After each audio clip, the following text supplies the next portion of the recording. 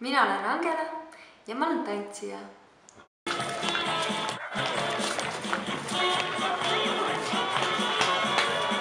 Ma tantsin Tallinna Ülikooli tantsutüdrukutes, siis varieteetrupis Flash ning lisaks annan täiskasvanutele joogat ja lastele lastetantsu.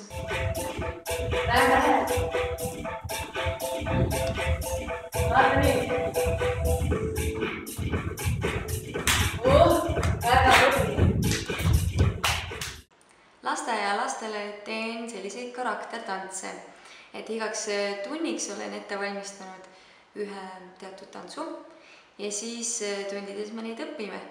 Ja karaktertants tähendab seda, et olen võtnud teatud karakterid, multikategelased, filmitegelased või kes iganes lastele huvi pakub ja teinud selles stiilis tantsu. Ühe trenni ülesehitus näeb välja selline. Kõigepealt alustame soojendusega, siis teeme karaktertantsu ja lõpus venitame. Kohtume tantsusaalis!